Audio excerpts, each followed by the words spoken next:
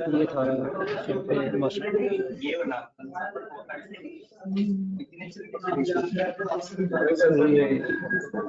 Admin कीजिए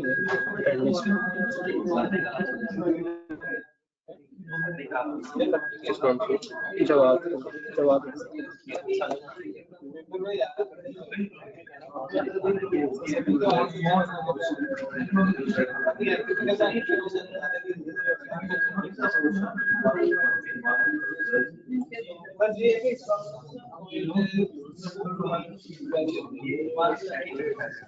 कल आपके पास इतना अच्छा मौका था, सर से आप बात निकलवा ही नहीं सके यार।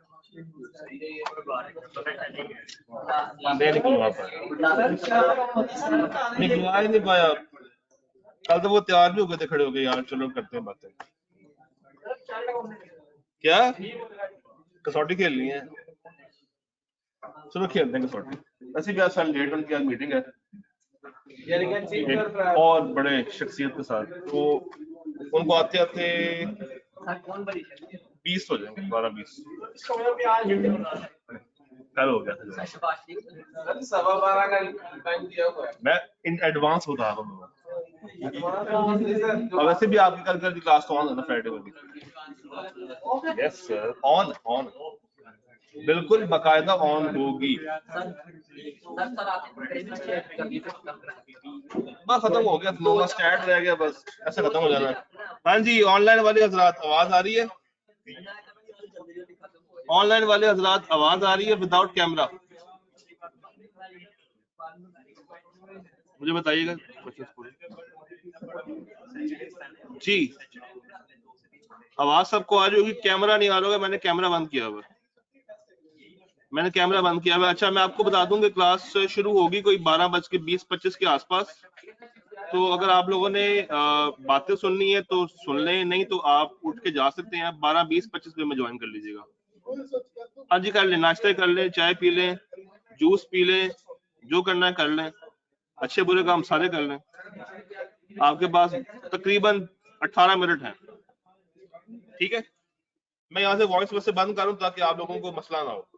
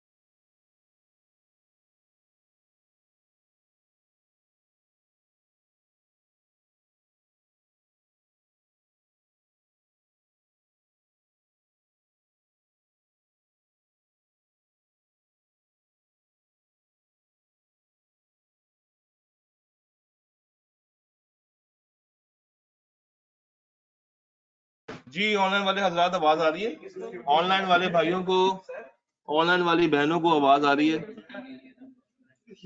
दुनिया जहान हमें छोड़ के जा चुकी है। ठीक है, मैं बस ये इंटीमेट कर रहा था कि अभी अभी जी जी अभी भी क्लास ऑफिशियली स्टार्ट नहीं हुई है, तो अभी तक आप इंतजार कर सकते हैं। You are on the go, you are on the wait.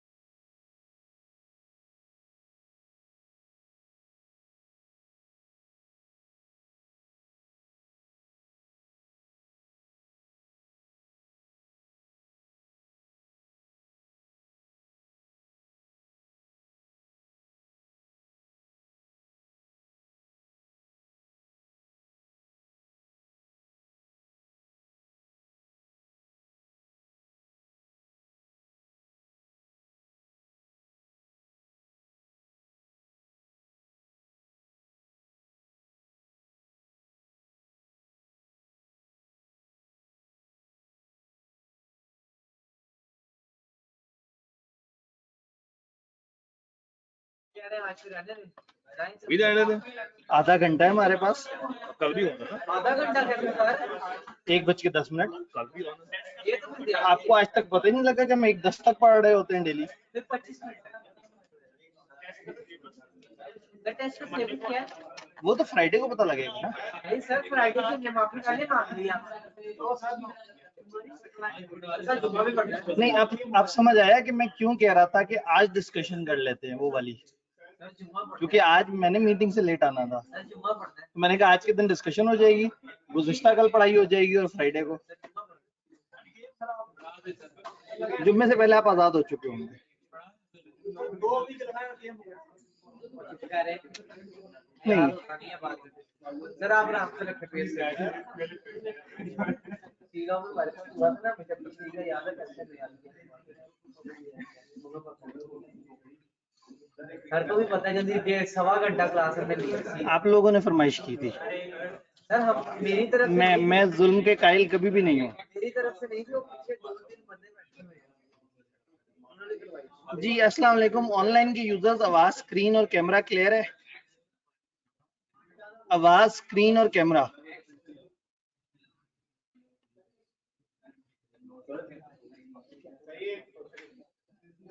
Oh sir, मैं आज सुबह उठूं आपकी क्लास के लिए। सुबह ये भाई की सुबह मेरी टाइम पे होती है, मुझे लग रहा है। नहीं सर, आप भी मीटिंग से आ रहे हैं सुबह पहले और आप मुझे पढ़ नहीं सकते ज्यादातर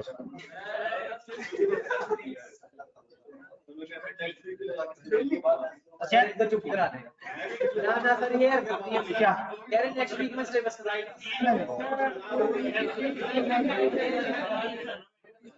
जुल्म नहीं करना। हमने स्टैट्स पे तकरीबन कोई 1.5-2 हफ्ते लगाने हैं।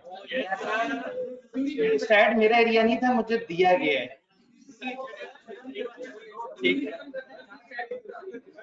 अच्छा, फ्राइडे ऑन आप लोगों की अपनी वजह से हुआ है। दूसरा, मैंने कल आपके साथ ही कहा था कि पढ़ लेते हैं, आने वाले कल डिस्कशन कर लेंगे, क्यों मुझे पता था मैंने मीटिंग से लेट फारिग होना है, तो मैं आज वाला दिन बेहतर वो कर लेता। आप लोगों ने कल सारी डिस्कशन कर ली, तो आज अब हम पढ़ेंगे और कल भी पढ़ेंगे। कल क्लास थोड़े टाइम की होगी और जुम्मे से सफिशिएंटली पहले आप फ्री हो जाएंगे इंशाल्लाह। 12:35। हाँ, तो 12:35 पे मैं आप लोगों को आजाद कर दूंगा। नहीं, कल खुश्क बातें बड़ी हैं। ले जी, आईटी की हम डिस्कशन कर रहे थे। आवाज क्लियर आ गई है? सब फिजिकल वालों की ना सुना करें, फ्राइडे ऑफ रखा करें। चलें जी, हम आगे से ख्याल रखेंगे कि ये फिजिकल वालों की। अरे भाई का नाम क्या है? भाई का नाम मैं नहीं बता सकता, ये जो है ना, आप इनका नाम एम से शुरू हो रहा है बस। मोहम्मद आगे तो बस अब आप ये तो बाप ने वो करना। ठीक है जी। वो कह रहे हैं सर सैटरडे भी ऑन कर दें। शाबाश, ये होते हैं पढ़ने वाले बच्चे। कह रहे हैं कभी फिजिकल आओ। आप ये जो लिहाफ के बीच में से हाथ बाहर निकाल के कमेंट पे लिख रहे हो ना, सर सैटरडे भी ऑन कर दे। ये जो बच्चे ठंड में सामने बैठे, इनसे पूछे कोई। अच्छा जी, गुज़िश्ता दिन आप लोगों ने पिछले दिन के लेक्चर से रिलेटेड सवाल भी नहीं पूछे थे, वो पढ़ाई थोड़ा सा था, डिस्कशन हो गई थी। आज आगे चलते हैं। डेटा इंफॉर्मेशन सिस्टम और डेटा वेयर हाउस से रिलेटेड जो चीजें हैं उसकी डिस्कशन करनी है। थोड़ी सी बोर्ड डिस्कशन के लिए तैयार है? खुश सी बोर्ड डिस्कशन जी। एक वर्ड पिछले लेक्चर में से, पिछला पूरा लेक्चर ओपन हो जाएगा। कल आप लोगों ने क्यों नहीं सवाल पूछा था? कल एंड पे मैंने सवाल का भी कहा था कि अच्छा पिछले के सवाल ही बता दें। चले, लेक्चर के बाद आप आ जाइएगा, मैं आपको बता दूंगा। ये बाकी लोग इंटरेस्टेड नहीं है। ठीक है जी, मैं काम करता हूँ, इस चीज पे टाइम लग जाना है, वो पढ़ाते हैं जो जल्दी से हो सके, बेहतरीन हो। इंफॉर्मेशन और ऑर्गेनाइजेशन स्ट्रक्चर का आपस में क्या ताल्लुक है? आईटी का और स्ट्रक्चर का, ऑर्गेनाइजेशन का आपस में कोई ताल्लुक है? बड़ा गहरा ताल्लुक है। अगर आईटी होगी तो बहुत सारे डिपार्टमेंट्स कम हो जाएंगे, आईटी होगी तो बहुत सारी डीलेयरिंग हो जाएगी, डाउनसाइजिंग भी होगी, डाउन साइजिंग हो जाएगी, सारी चीजें रीस्ट्रक्चर हो जाएंगी। और आउटसोर्सिंग वगैरह। ठीक, तो इसका मतलब ये है कि जब आप आईटी लेके आते हैं तो आपके जो इदारे के सिस्टम हैं, स्ट्रक्चर्स हैं, उन पे फर्क पड़ता है, आपके इंफॉर्मेशन सिस्टम्स पे फर्क पड़ता है। याद है हमने कहा था टीपीएस, एमआईएस, डीएसएस, अगर आईटी ना हो तो ये इंफॉर्मेशन सिस्टम एक दूसरे को सपोर्ट ही ना कर सके, मैनुअल एंट्रियां हुआ करें, वहां से लेजर बना करें, वहां से ट्रायल बना करें, और एक ओनर जो फाइनेंशियल स्टेटमेंट्स को देख के पीछे तक जाना चाहता है वो तो रुल जाएगा आखिरी एंट्री तक पहुंचते पहुंचते। फिर अगर एक्सपर्ट सिस्टम ना हो तो खुदकार तरीके से चीजें ना हो, मैनुअल इन्वॉल्वमेंट बहुत ज्यादा हो, तो आईटी इंफॉर्मेशन सिस्टम के ऊपर काफी ज्यादा असरअंदाज होती है। अब यहाँ उन्होंने ये कह दिया कि जब इंफॉर्मेशन सिस्टम और आईटी में जब आप चेंजेस करते हैं, एक मिनट जरा लेजर सेलेक्ट कर, जब आप इंफॉर्मेशन सिस्टम और आईटी में चेंजेस करते हैं तो उससे ऑर्गेनाइजेशन के ओवरऑल स्ट्रक्चर में भी फर्क पड़ जाता है। फॉर एग्जांपल डेटाबेसेस और इंटरनेट सिस्टम जो है वो इंफॉर्मेशन तमाम एम्प्लॉइज को एक्सेसिबल कर सकते हैं। इंटरनेट तो आपने सुना है, ये इंटरनेट क्या होता है? इदारे के अंदर का जो नेट है ना, फॉर एग्जांपल ये कमरा नीचे वाले कमरे से कनेक्ट हुआ हो, एक ऑफिस में लोग बैठे हुए हो, वहां 15 कंप्यूटर्स हो, वो आपस में कम्युनिकेट कर सकें, तो इंटरनेट विद इन ऑर्गेनाइजेशन होता है। और इंटरनेट बहुत सारे नेट्स को जोड़ के बना हुआ नेट, यानी कि जो पूरी दुनिया में चल रहा होता है। तो डेटाबेसेस और इंटरनेट जो है वो तमाम एम्प्लॉइज को सारी इंफॉर्मेशन अवेलेबल कर सकते हैं। तमाम एम्प्लॉइज और मैनेजर्स के लिए डिसीजन लेना आसान होगा जब उनको अपने ही लोकल सर्वर पे इंफॉर्मेशन मिल रही होगी, उन्हें दूर जाने की जरूरत ही नहीं होगी। तो हेड ऑफिस जो है वो अपनी ऑर्गेनाइजेशन को इजीली कंट्रोल नहीं कर सकेगा अगर आपने इंटरनेट से कनेक्ट नहीं किया हुआ। हर ब्रांच अपने आप को खुद इंटरनेट से कंट्रोल कर रही है और ये आपस में कनेक्ट होके किसी मेन सर्वर से कनेक्ट नहीं है या एग्जेक्टिव इंफॉर्मेशन सिस्टम नहीं बना हुआ, तो नुकसान क्या होगा? हेड ऑफिस के पास आउटडेटेड इंफॉर्मेशन होगी। लेकिन अगर यही अच्छा आईटी का सिस्टम मौजूद हो, आपस में इंटीग्रेटेड हो, हेड ऑफिस पे सारी इंफॉर्मेशन अवेलेबल हो, तो हेड ऑफिस के लिए कंट्रोल करना बहुत इजी हो जाएगा। तो सेंट्रलाइजेशन वर्सेस डिसेंट्रलाइजेशन दोनों के अपने फायदे और अपने नुकसान। अगर डिसीजन मेकिंग सेंट्रलाइज होगी तो हेड ऑफिस ज्यादा खुद मुख्तार है, उसको ज्यादा रिसोर्सेज का पता है, वो ज्यादा बेहतर डिसीजन ले सकता है। बट अगेन हेड ऑफिस को ब्रांच के इश्यूज का नहीं पता, ब्रांच में मसले क्या चल रहा है। ब्रांच के अंदर एक अचानक से इशू आता है तो ब्रांच वाले उसका डिसीजन ले सकते हैं फौरन से, हेड ऑफिस वालों को अंदाजा ही नहीं है कि उस ब्रांच में क्या चल रहा है। For example head office Lahore के सेंटर में हो, एक ब्रांच हो आपकी डिफेंस में और एक ब्रांच हो आपकी शादरा में। शादरा में अंडों की पूरे लाहौर की बड़ी मार्केट हो और वहां पे अंडे पूरे लाहौर से 50 रुपए सस्ते मिलते हो फॉर एग्जाम्पल, तो वहां जो उनकी ब्रांच होगी जो एग्स सेल कर रही होगी उसको अपनी प्राइस कम रखनी पड़ेगी। और डिफेंस में अगर आपकी एक ब्रांच है जहां पे मार्केट से 100 रुपए महंगा रेट चल रहा हो तो आप अपनी प्राइस वहां बढ़ा देंगे। ये डिसीजन सेंटर वाले नहीं ले सकते। सेंटर में बैठ के वो कहेंगे जी पूरे लाहौर में सेम रेट होना चाहिए, तो शादरा में आपको कंपटीशन मार देगा और डिफेंस में आप प्रॉफिट जो ले सकते थे वो भी हाथ से चला जाएगा। तो दिस इज गुड कि कभी कभी लोकल डिसीजन मेकिंग हो। तो अगर हर ब्रांच का अपना इंटरनेट बना, वो अपना सिस्टम बना और कनेक्ट हुए हो तो उनके लिए डिसीजन बेहतर है। लेकिन कभी कभी आपको हेड ऑफिस का कंट्रोल चाहिए होता है, यूनिफॉर्म डिसीजन मेकिंग हो, सब लोगों का एक जैसा स्ट्रक्चर हो, एक जैसा सिस्टम हो, एक जैसी वर्दी हो, एक जैसा निजाम हो, तो बहुत सारी जगह आपको इस तरह से। तो ये बताना चाह रहे हैं कि आईटी जो है हेड ऑफिस वालों के लिए ऑर्गेनाइजेशन को सेंट्रली कंट्रोल करना आसान कर देती है। और अगर वो छोटी छोटी ब्रांचेस बने हुए वो आपस में कनेक्टेड हैं लेकिन हेड ऑफिस से कनेक्टेड नहीं है तो फिर हेड ऑफिस के लिए डिफिकल्टी ऐड हो जाएगी। तो आईटी इसमें फायदा भी कर सकती है, नुकसान भी कर सकती है, डिपेंड करता है आपने इंटरनेट के थ्रू कनेक्ट किया हुआ है या इंट्रानेट। आप एक पूरे शहर लेवल पे भी इंटरनेट बना सकते हैं, अभी नहीं लेकिन कुछ साल पहले इनके हर कैंस के हर कैंपस के ऊपर एक टावर लगा हुआ होता था, एक पतला सा एक टावर जिसमें कुछ इंफ्रारेड के सिग्नल होते थे। इनके तमाम बिल्डिंग्स एक दूसरे को देख सकती हैं और तमाम बिल्डिंग्स एक दूसरे से कम्युनिकेट कर सकती हैं। इन्होंने अपना एक इंटरनेट बना दिया था इनके तमाम, अब नहीं है उस तरह से। एक तो पुरानी बात है, उस वक्त हाई राइज बिल्डिंग्स भी बहुत ज्यादा नहीं हुआ करती थी, दूसरा ये टेक्नोलॉजी पे काफी खर्च कर रहे थे। ये कैंपस चलाने के बाद इन्हें एहसास हुआ कि हम खामखा टेक्नोलॉजी पे खर्च कर रहे थे। कैंपस चलाने के लिए टेक्नोलॉजी नहीं चाहिए, कॉलेज चलाने के लिए जो है ना अच्छे टीचर्स चाहिए और मुनासिब माहौल चाहिए। तो अगेन मतलब जब आप सिस्टम की बात करते हैं तो फिर आप चीजों को कनेक्ट करते हैं। तो दैट वाज एन इंट्रानेट, एक ही शहर में अलग अलग लोकेशन पे इंटरनेट के थ्रू ही कनेक्ट होते थे। इंट्रानेट यानी कि दिस कैन हैपन कि एक इदारे का इतना बड़ा इंटरनेट हो कि वो बहुत ज्यादा डिस्टिंक्ट लोकेशन पे भी मौजूद।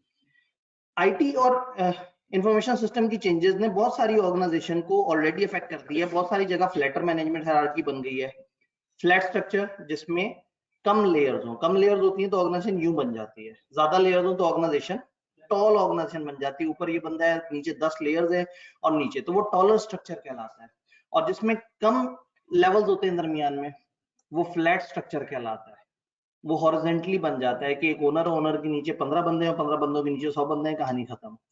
और टॉल स्ट्रक्चर में क्या होगा, ओनर के नीचे 2 बंदे, 2 के नीचे 4 बंदे, 4 के नीचे 8 बंदे, 8 के नीचे इतने बंदे, तो वो टॉलर स्ट्रक्चर बन जाता है। तो आईटी ने फ्लैटर ऑर्गेनाइजेशन स्ट्रक्चर की तरफ काम किया है। डिसीजन सेंट्रली भी लिए जा सकते हैं और लोकली भी लिए जा सकते हैं। एम्प्लॉइज को ऑफिस में इकट्ठे बैठ के काम करने की जरूरत ही नहीं, क्योंकि अब आईटी है, आपस में कम्युनिकेट कर सकते हैं। वर्चुअल ऑर्गेनाइजेशन अपने तौर पे काम कर रही है। सारा ये नीचे वाली सारी बातें ऐसी हैं जो किताब थोड़ी सी देर पहले हमें ऑलरेडी बता चुकी है। तो इंतहाई मजे से आप इस पूरे पेज पे क्रॉस भी लगा दें, इस पूरे टॉपिक पे क्रॉस लगा दें, तो इसने कोई नई चीज आपको नहीं बताई है। ये बात हमने इससे पीछे इंफॉर्मेशन सिस्टम को पढ़ते हुए, आईटी को पढ़ते हुए इसको देख लिया हुआ। तो ये जस्ट इजाफी इंफॉर्मेशन है। जी बिल्कुल ऐसे ही है। असल में ये क्या करते हैं, एक नया टॉपिक शुरू करते हैं, उसकी बेस बनाते हैं, और बेस बताते हुए वही सारी रीजन दोबारा से दे देते हैं जो अभी थोड़ी देर पहले बताई थी। तो इसको एक दफा मैंने समझा जरूर दिया है, मतलब दिस वाज इजी कि मैं कहूँ कि बस ऐसे देख लीजिएगा, ऐसे इग्नोर कर दें, लेकिन वो आप लोगों ने फिर ना देखना था और परेशान रहना था कि सबने पढ़ा दिया होता तो हमने तो आग लगा देनी थी। थ्रेट टू सिस्टम सिक्योरिटी, ये टॉपिक आपके सामने लाने से पहले आपसे पूछना चाहूंगा, सिस्टम है, एक इदारा उधर आईटी है, आईटी बेस्ड इंफॉर्मेशन सिस्टम है, क्या क्या खतरात है? वायरस, हैकिंग, जी ऑनलाइन वालों भी बताएं। वायरस, हैकिंग, डाटा क्या, डाटा खराब हो सकता है, डाटा लीक हो सकता है। जी मैं समझा नहीं। ठीक है, आप ये कह रहे हैं कि बहुत सारी जगह पे आपकी एक्सेस अच्छी नहीं होती, आप अच्छी सर्विस क्वालिटी नहीं दे सकते, और सर अगर क्लाउड का सर मेल फंक्शनिंग हो सकती है, रॉन्ग एंट्री हो सकती है। क्लाउड में अगर कुछ स्टोर किया हो तो फिर वहां पे पीछे कोई मसला होता है। अगर चीजें पीछे क्लाउड पे स्टोर की हुई हैं, फॉर एग्जांपल ये लोग जो वीडियो अपलोड करते हैं वो अमेरिकन सर्वर्स पे करते हैं, स्ट्रीमिंग वीडियोस पे करते हैं। क्योंकि पाकिस्तान के सर्वर इतने मजबूत नहीं है कि वो अच्छी स्ट्रीमिंग दे सके, तो हम यहाँ से वेबसाइट्स अमेरिकन पे अपलोड करते हैं और वहां से लिंक आपके कैंपस इनसाइट पे डालते हैं। तो अब दरमियान में गवर्नमेंट अचानक से क्या करती है, एकदम से एक लिस्ट जारी होती है कि जी ये वो वेबसाइट्स हैं जो लोगों को काबिल एतराज मटेरियल दिखा रही हैं। उसमें पढ़ाई की बातें होती है मेरे ख्याल में, काबिल एतराज तो वही होगा ना। तो अचानक से वो सारी वेबसाइट ब्लॉक हो जाती हैं, तो उनको लगता है कि अमेरिका से आने वाला हर मवाद थोड़ा गलत ही है। वो ऐसे कट लगाते हैं और अमेरिकन वेबसाइट से जो कुछ भी वीडियो रिले हो रही होती है वो यहाँ रिले होना बंद हो जाती है। अब कभी कभी तालीमी वीडियोस भी होती हैं अनफॉर्चुनेटली, तो गवर्नमेंट को पता नहीं लगता, उनको लगता है कि हर वो वीडियो जो अमेरिका से आ रही है उसमें शायद कोई सियासी कोई लड़ाई झगड़े वाली बात है, कोई इंतहा पसंदी वाली बात है, समझ रहे हैं ना। तो वो वीडियोस ब्लॉक होती हैं, तो हमारा कैंपस इनसाइट भी ब्लॉक हो जाता है। फिर कॉलेज वाले कहते हैं भाई वीपीएन चलाओ, कुछ अरसे के लिए वो रिक्वायरमेंट बंद करते हैं, वो जो आईडी वाली है वो कहते हैं वीपीएन चलाओ वीडियोस चल जाएंगी। तो आपको ये नहीं पता लगता कि ये हुआ क्या है, लेकिन बैकएंड से जो है वो हमें भी उन्होंने गलत वेबसाइट्स डिक्लेयर करके बैन कर दिए होते हैं। मतलब उनको लगता है जो भी वीडियो और थोड़ा आधे घंटे से ऊपर की वीडियो है तो उस वीडियो में जरूर ही कोई इंतशार फैलाने की कोशिश की गई होगी। ठीक है जी, चलें जी, है कहाँ जाएगा वो खुदा का खौफ करे। आजकल इतनी काम की बातें फेसबुक पे जा रही हैं, इस वक्त जो है ना ये हाँ ऐसा क्या हुआ कि आप साहब को छोड़ना पड़ गया। आइए देखें इस क्लिप में। अच्छा जी, इनसे पूछते हैं, ये कहते हैं जी डाटा डिलीशन या corruption due to human error भी हो सकता है, technical error computer software hardware में हो सकता है, कुछ कंप्यूटर सिस्टम को नेचुरल डिजास्टर्स का सामना भी है। अचानक से वो फाइबर ऑप्टिक की मेन तार कट गई जो समंदर के रास्ते पाकिस्तान आ रही है, ठीक है, पाकिस्तान का कनेक्शन दुनिया से आउट हो गया। किसी जगह जलजला आ गया, जलजले के बाद वो टावर ही गिर गए, वो लाइनें ही तबाह हो गई। तो मतलब ये है तो आईटी, लेकिन आईटी चल तो फिजिकल डिवाइसेस पे रही है ना। उस बिल्डिंग में आग लग जाए जिसमें सर्वर पड़ा हुआ हो। तो आईटी या इंफॉर्मेशन सिस्टम में क्या क्या खतरे हैं? वायरस आ सकते हैं, हैकिंग हो सकती है, डाटा डिलीट हो सकता है, मिस हैंडल हो सकता है, इंसान से गलती हो सकती है, वॉइस लीक हो जाती है, ठीक है, वीडियो में से कहाँ का कहाँ क्लिप जोड़ के उसका क्या मतलब निकाल के क्या चीज सामने आ जाती है। डेलिब्रेट करप्शन होती है, जान के वायरस या हैकिंग की। पर्सनल कई दफा आपके पास से चले जाते हैं, जिनको आईटी की समझ होती है वो किसी और इदारे में चले जाते हैं, आपके सारे आईटी के राज उनके पास होते हैं। इंतहाई मजे की बात है, आपका डाटा भी उनके पास होता है। नहीं, मेरी पूरी कोशिश होती है, आपने शायद नोट किया हो कि आपकी क्लास के व्हाट्सएप ग्रुप में मैं हूं ही नहीं, या शायद मुझे ऐड कर भी दिया होगा तो मैं गायब हूँ, मतलब मैं बिल्कुल ही साइलेंट हूँ। मैं अपने आप को डिसएसोसिएट रखता हूँ ऑनलाइन के स्टूडेंट से यहाँ पे, क्योंकि I have a conflict of interest. भाईजान बहुत ऊंचे स्टैंडर्ड चाहिए अपने आप को संभालने के लिए जी। तो पॉइंट ये है कि कई दफा कुछ की पर्सनल लूज हो जाते हैं। एक कॉलेज से निकल के एक और कॉलेज बना, और उस दूसरे कॉलेज ने अपने पोर्टल से पिछले वाले कॉलेज के बच्चों को मैसेज कर दिए, क्योंकि पिछले वाले कॉलेज के पोर्टल का जो यूजर नेम पासवर्ड था वो उस बंदे के पास था जिसने अपना कॉलेज खुद शुरू कर लिया। तो इंतहाई मजे की बात है कि मतलब ये कॉलेज वाले पढ़ा रहे हैं बच्चों को, दिन में अचानक से मैसेज आ जाता है कि असली वाली क्लासें उस वाले कॉलेज में होती हैं। ये लाहौर का वाकया है, लाहौर में बकायदा दो छोटे कॉलेजेस ने एक दूसरे के साथ इस तरह का काम किया, ठीक है। अब मतलब मैं और कितने हिंट्स दूं जी। Exposure of system data to unauthorised users, गलत लोगों के हाथ आपका सिस्टम आ जाए, वो सही से उसको ना चलाएं, तो ये बहुत सारे कुछ प्रॉब्लम्स हैं। फिर कंप्यूटर सॉफ्टवेयर में भी मसला हो सकता है, सॉफ्टवेयर शायद लिखा सही नहीं गया। ये क्या होता है? सॉफ्टवेयर लिखा जाता है, उसकी प्रोग्रामिंग सही ना हुई हो तो वो मेल फंक्शन कर सकता है। सॉफ्टवेयर में शायद इनबिल्ट कंट्रोल्स ना हो, सॉफ्टवेयर के अपने अच्छे कंट्रोल्स ही ना हो। फॉर एग्जांपल एक बंदे ने एंट्री रिकॉर्ड करनी थी, गाड़ी खरीदी ऑर्गेनाइजेशन ने, कार्ड डेबिट करनी थी, कैश क्रेडिट करना था, उसने कार्ड डेबिट कर दी 30 लाख से, कैश क्रेडिट कर दिया 20 लाख से, और एंट्री क्लोज कर दी। और सिस्टम भाई साहब ने इतना भी नहीं बोला कि भाई खुदा का खौफ करो, डेबिट क्रेडिट तो टैली कर लो। आइडियली कम से कम इतना तो कंट्रोल होना चाहिए ना उसमें। यानी आपका सॉफ्टवेयर इनबिल्ट कंट्रोल्स रखता हो कि अगर एक बंदा एक बड़ी ऑब्वियस सी गलती करे, एक बड़ी ही कॉमन गलती करे, या एक ऐसी गलती करे जो फौरन से उसको पकड़ना चाहिए कि भाई क्या कर रहे हो, तो कम से कम सॉफ्टवेयर में ऐसे प्रोटोकॉल दो कि सॉफ्टवेयर टोन की आवाज के साथ उसे बताए कि भाईजान आपका डेबिट और क्रेडिट टैली नहीं कर रहा, आप एंट्री पोस्ट करके आगे जाने के मूड में बैठे हो। कम से कम अच्छे बिल्ट इन कंट्रोल्स होने चाहिए। तो जहां अच्छे बिल्ट इन कंट्रोल्स नहीं होते, जहां सॉफ्टवेयर अच्छा नहीं होता, जहां हार्डवेयर ज्यादा एक्सपोज होता है, जहां पे नेचुरल डिजास्टर होते हैं, इंसानों से एरर होता है, वायरस होते हैं, हैकिंग होती है, ये सारी वो चीजें हैं जो थ्रेट हैं सिस्टम की सिक्योरिटी को। इसका सोल्यूशन क्या है? क्या क्या सोल्यूशन आपके ध्यान में आते हैं ऑनलाइन? सर इट्स 1 PM जी, बिल्कुल 1:10 तक हम इंशाल्लाह क्लास करेंगे, और मतलब डेली हमारी 1:10 के आसपास जा रही है जी। बताइए। एक से ज्यादा सर्वर पे डाटा रखिए, इन्होंने एक सोल्यूशन बताया, बैकअप, एक से ज्यादा सर्वर पे डाटा रखें, सिस्टम रिकवरी फाइल्स होनी चाहिए,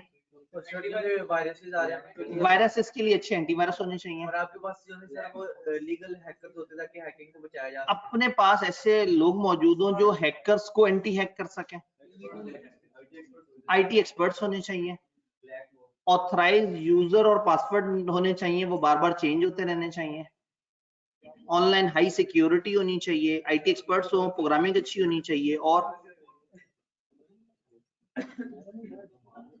फिजिकल कंट्रोल कोई नहीं लगाने, कंप्यूटर जहां पड़ा हुआ उसे ताले नहीं लगाने। फॉर एग्जांपल आप कहें मैंने इतना मजबूत सिस्टम बनाया है कोई इसको कुछ कर ही नहीं सकता, अगला ऐसे उठा के जमीन पे फेंक दे, ऐप एज ए सिस्टम। तो पॉइंट ये है कि फिजिकल सिक्योरिटी भी चाहिए। आपने ये नहीं कहना कि अंदर का सॉफ्टवेयर बड़ा मजबूत है, उसके इर्द गिर्द का जो हार्डवेयर है वो भी महफूज रहना चाहिए, ठीक है। आप कहें ये एक ऐसी हार्ड डिस्क है इसमें से डाटा निकल ही नहीं सकता, कोई वो हार्ड डिस्क ही उठा के ले जाए कि ठीक है मैं तसल्ली से 2-3 साल इस पे ऑपरेशन करता रहूंगा, कुछ ना कुछ तो निकाल ही लूंगा। तो फिजिकल सिक्योरिटी भी चाहिए, टेस्टिंग सॉफ्टवेयर की होनी चाहिए, सॉफ्टवेयर बग नहीं होना चाहिए, सॉफ्टवेयर में बग नहीं होना चाहिए, लिमिटेड एक्सेस होनी चाहिए, हर बंदे को हर जगह एक्सेस नहीं होनी चाहिए, हर बंदे के यूजर नेम पे हर तरह की एक्सेस नहीं होनी चाहिए। अच्छा वीपीएन होना चाहिए। सर ये बात दूसरा लेके जा रहे हैं। मैं तो वही बात की जी, अप टू डेट होना चाहिए सिस्टम, लेटेस्ट जो अपडेट्स हैं वो इंस्टॉल्ड होनी चाहिए।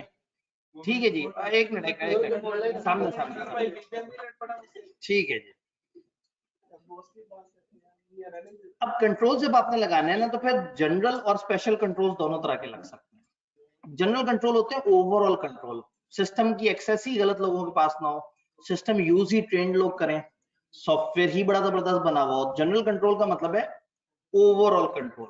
फॉर एग्जांपल स्कैन्स में बच्चा दाखिल ही वो हो जिसके पास स्कैन्स का कार्ड, ये जनरल कंट्रोल है। फिर एप्लीकेशन कंट्रोल होता है यूनिट लेवल कंट्रोल, कि एमएफए की क्लास में जो बच्चा मौजूद हो उसने एमएफए की पूरी फीस दी हुई हो, जिस बच्चे को किताब दी जाए वो बच्चा वाकई वो वाला बच्चा हो जिसने वो वाले सब्जेक्ट में एनरोलमेंट करवाई हुई हो। तो अगर मैं बात करूं जनरल कंट्रोल की, तो इस कमरे को ताला लगा हुआ हो, इसके ऊपर अच्छा एंटीवायरस हुआ हो, अच्छे सॉफ्टवेयर लगे हुए हो, हैकिंग से बचाने की कोशिश हो, जनरल कंट्रोल है। जो इसके अंदर ओपन करके एक एप्लीकेशन खोले तो वहां इनपुट पे आउटपुट पे अगर कोई कंट्रोल्स लगाएंगे तो वो होंगे एप्लीकेशन कंट्रोल्स। यानी आप अपने मोबाइल पे ओवरऑल पैटर्न लॉक लगा दें, वो जनरल कंट्रोल है। आप अपने व्हाट्सएप में मिस कॉल कोई क्लिक करो और अचानक से सिस्टम कहे नहीं जी मिस कॉल की एक्सेस तो उस बंदे को है जिसके हमने फेस को पहले डिटेक्ट करना है फिर ये ओपन होगा, तो आपके अलावा ओपन ही ना हो। तो आपके घर वाले से आने हो, आप जब सो रहे हो तो आपके करीब मोबाइल ला के आपका चेहरा दिखाएं और आपकी मिस कॉल नहीं होता आंखें। ठीक है, ये इसका मतलब है आप लोग मतलब समझते हैं, एहतियात पूरी है। तो बाकी आप लोगों ने व्हाट्सएप की मिस कॉल पे भी पाबंदी लगाई है। व्हाट्सएप अच्छा व्हाट्सएप नहीं है या मिस कॉल देने वाला कोई नहीं है? ठीक है, सब्जेक्ट ऑब्जेक्ट दोनों में मसला है। अच्छा जी, general control, physical security measures and control, physical protection against risk. General control software जैसे कि पासवर्ड्स, ये समझ आता है। एनक्रिप्शन सॉफ्टवेयर जो आपके पैगाम को किसी और जबान में कन्वर्ट कर रहे हैं, ठीक है, वो अजीब सी लैंग्वेज हो जाए। कई दफा आप एक ऐसी फाइल खोलते हैं जो आपके लिए नहीं थी, आप उसे ओपन करते हैं तो उसपे क्वेश्चन मार्क, डब्बे, अजीब से सिंबल बने आ रहे हो, तो वो एनक्रिप्ट हुई भी होती है। एनक्रिप्ट का मतलब है वो उसको कन्वर्ट कर देता है किसी और फॉर्म में। फायरवॉल्स कुछ सॉफ्टवेयर और हार्डवेयर का कॉम्बिनेशन होता है जो गलत लोगों को आपके सिस्टम में एंटर होने से रोकता है। Then general control over introduction and use of new version of computer program. कौन से प्रोग्राम आने चाहिए, उनको अपडेटेड वर्जन होना चाहिए। आपके पास ऐसा ना हो कि कोई भी अनऑथराइज सॉफ्टवेयर आके आपने इंस्टॉल कर लिया, पता लगा कि वो भाई साहब किसी हैकर ने उसके अंदर कुछ डाला था, आपने इधर इंस्टॉल किया, इधर से पीछे से सिस्टम से आपकी फाइलें उठा के किसी ईमेल पे फॉरवर्ड करी जा रहा हो। तो ऑथराइज सॉफ्टवेयर होने चाहिए, रिकॉग्नाइज्ड सॉफ्टवेयर होने चाहिए, रजिस्टर्ड सॉफ्टवेयर होने चाहिए, ये वाले सारे मामले। एप्लीकेशन कंट्रोल क्या है? किसी पर्टिकुलर आईटी सिस्टम या आईटी एप्लीकेशन के, यानी कि जनरल कंट्रोल ओवरऑल एक्सेस से रिलेटेड हो गए और एप्लीकेशन कंट्रोल किसी खास तरह की एप्लीकेशन से रिलेटेड, सिस्टम में डाटा एंट्री करते वक्त के कंट्रोल, सिस्टम से डाटा निकालते वक्त के कंट्रोल्स, वो सारी बात समझ आई। फिजिकल एक्सेस कंट्रोल में उन्होंने कुछ एग्जांपल्स दिए हैं, क्या आप मुझे एग्जांपल दे सकते हैं? फिजिकल कंट्रोल्स क्या क्या हो सकते हैं? हाँ जी, ऑनलाइन फिजिकल, ऑथराइज पर्सन दाखिल हो उस कमरों में, फिंगरप्रिंट का कंट्रोल हो, आई डिटेक्शन वगैरह, इसमें भी थोड़ा सा आप इलेक्ट्रॉनिक मिक्सिंग कर रहे हैं। फिजिकल कंट्रोल्स, ताला लगा हुआ हो, सिक्योरिटी गार्ड मौजूद हो, ठीक है, कैमरे लगे हुए हो कमरे में, लैपटॉप्स के साथ लॉक लगे हुए हो, चेन्स लगी हुई होती हैं, ठीक है, फायर बुझाने के मामलात हो, फायर अलार्म हो, ठीक है। और जिस जगह है उस कमरे की हीटिंग या कूलिंग, उसके ऊपर भी आपको काम करना होगा, उधर की एयर पे काम करना होगा। सिस्टम को आपने महफूज रखना है तो आपने फिर फिजिकल कंट्रोल्स भी लगाने हैं। किताब ने आपको चंद एग्जांपल दी, लॉक लगा दें दरवाजों पे, विंडोज पे बार्स लगा दें, शटर प्रूफ ग्लास वो कंप्यूटर रूम की विंडोज में लगा दें, कि ऐसा हो कि वो मतलब उसमें बिल्कुल ही कोई आ ना सके, देख ना सके या उसको तोड़ ना सके। हार्डवेयर उन प्लेसेस पे रखें जहां सैलाब का खदशा ना हो। बड़ा अच्छा आपने एक जगह पे वो बनाया हुआ है, सारा सेटअप किया हुआ और सैलाब आ गया। फिजिकल प्रोटेक्शन होनी चाहिए केबल्स वगैरह की, बैकअप पावर जनरेटर्स होने चाहिए, स्मोक डिटेक्टर, फायर अलार्म होने चाहिए, रेगुलर फायर ड्रिल्स करें। ये क्या होता है फायर ड्रिल? मशकें। स्कूल्स में कई दफा बच्चों को कहा जाता है कि जी आपकी फायर ड्रिल होगी, यानी अचानक से एक हंगामी तौर पर अनाउंस किया जाएगा कि जी आग लग गई, अलार्म बजेगा, फिर देखेंगे कि कितने टाइम में कितने उसमें ये लोग बाहर इकट्ठे होते हैं, और आग अगर असल में लग जाए तो जो जो काम होने चाहिए क्या इनको वो पता है? तो एक मशक कराई जाती है, एक आर्टिफिशियल सिचुएशन क्रिएट की जाती है जैसे कि आग लग गई हो। तो इस तरह की फायर ड्रिल्स की हुई हो आपने, ताकि आप यूज टू हो कि कम टाइम में, वरना क्या होता है मुसीबत में लोग घबरा जाते हैं। किसी भी बिल्डिंग में जब आग लगती है ना तो आग से जलने वाले कम होते हैं और बिल्डिंग से छलांग मार के नीचे गिर के मरने वाले ज्यादा होते हैं, क्योंकि वो घबरा जाते हैं, वो पैनिक हो जाते हैं, वो कहते हैं मैं जल के मर जाऊंगा, वो बाहर छलांग लगाता है, और बाहर करके मर जाता वो बाहर गिर के मर जाता है।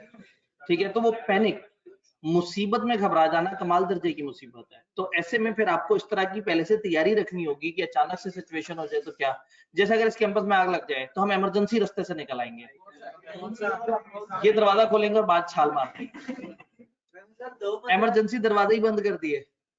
इमरजेंसी के लिए मरना ही है, इमरजेंसी से निकल गए। तो असूलन यहाँ पे एक आर्टिफिशियल ऐसी सीढ़ी होनी चाहिए जो ऑन द स्पॉट आप बाहर निकल के ऐसे उठा के जमीन तक रखें और उस सीढ़ी से लोग नीचे उतरना शुरू। यहाँ सर वो अक्सर एक स्लाइड भी बन जाती है, स्लाइड बन जाती है, ये बहुत विदेशी बातें कर रहे हैं, ठीक है, वो जहाजों से उतरते हुए स्लाइड बन जाती है, या बहुत ही महंगी बिल्डिंग में स्लाइड बनती है। आप शेरशाह में बैठ के ना बड़ी अजीब सी बातें कर रहे हैं, स्टैंडर्ड इतने ऊपर ना करें भाईजान, मतलब किसी हो सकता है किसी को गरीब कैंपस भी बनाना हो तो मतलब थोड़ा सा हाथ हल्का रखे, ठीक है। पहले बच्चों के स्टैंडर्ड इतने ऊपर सेट हुए हैं, 8 AC होने चाहिए, माहौल होना चाहिए। जहाँ पे बन रहा है वहाँ पे इतनी ऊंची बिल्डिंग भी नहीं है ना। हाँ ये भी है, वो एक फ्लोर से छत मारेंगे, टांग टूटे ही वो बेहतरीन हो गया। उन्होंने कहा टांग टूटेगी बंदा मर जाएगा, बच जाएगा। बच जाएगा। पासवर्ड्स, मेरा नहीं ख्याल कि आपको पासवर्ड बताने की जरूरत है। 1:07 हो रहे हैं सामने वाली घड़ी में, ये घड़ी सही है? सर ये ले, इस पे 1:09 हो रहा है, ये वाली पे 1:07 क्यों हो रहा है? 1:09, 1 मिनट है हमारे पास। इतने सियाने बच्चों को किताब ये बताना चाह रही है कि पासवर्ड क्या होता है, हर जगह पासवर्ड है। फिर वो आपको कह रहे हैं कि पासवर्ड की एहतियात क्या होती है। अच्छा पासवर्ड क्या होता है? सर जिसके अंदर एक कैपिटल लेटर हो, स्मॉल लेटर हो, अल्फा न्यूमेरिक हो। अच्छा, फिर पासवर्ड आपने याद रखना है, किसी को बताना नहीं। जब आप किसी को नहीं बताते तो आपको खुद भी भूल जाता है। अक्सर लोग क्या करते हैं, अपने कंप्यूटर के ऊपर ना एक चिट लगाई हुई होती है, ये कंप्यूटर पे एक चिट लगाई हुई होती है जिसपे पासवर्ड लिखा हुआ होता है कि अगर किसी को भूल जाए तो सामने चिट हो, उस चिट को देख लें। तो ऐसे कंट्रोल्स भी होते हैं।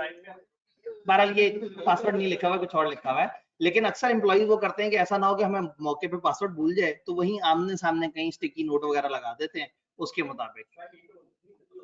जी, और पासवर्ड से रिलेटेड, पासवर्ड करता क्या है? लोगों को सिस्टम में एंटर होने से रोक देता है। सिर्फ उन लोगों को सिस्टम में एंटर होने देता है जिनको पासवर्ड पता हो। तो पासवर्ड से रिलेटेड कोई सी 10 एहतियातें बताएं और क्लास खत्म कर देते हैं। और ये जितना हमने पढ़ा, ये आपने पढ़ के आना है। जी, अनऑथराइज्ड एक्सेस, भाई पासवर्ड अच्छा करने के लिए पासवर्ड से रिलेटेड क्या एहतियातें करेंगे आप? शेयर ना करें किसी से। सर मैंने नोटबुक पे लिखा, कम्प्लेक्स पासवर्ड्स बनाएं, बार बार बदलते रहें, और किसी ऐसे याद रखें या किसी ऐसी जगह पे स्टोर करें जिसकी एक्सेस सिर्फ आपके पास हो, उसका बैकअप रखें। और बैकअप जिस जगह हो उस पे भी एक पासवर्ड लगा हो, और फिर उस पासवर्ड को याद रखने के लिए उसका एक बैकअप एक जगह रखें। जी, बैकअप कोड वर्ड में रखें। पासवर्ड के साथ हिंट की ऑप्शन होती है, हिंट ऐसा रखें जो आपके अलावा किसी को समझ ना आए, और पासवर्ड फिर किसी को मत बताएं, उस हिंट को देखते ही आपको पता लग जाए। ठीक है, उस पे लिखा हो 2 times 3 years back very bad, तो आप वो 2 साल 3 साल पहले 2 साल पहले जिस दोस्त ने आपके साथ बहुत बुरा किया था उसका नाम है शायद। अब वो सिर्फ आपको पता है कि आपके कौन से दोस्त ने आपके पैसे खो के चला गया था। जी,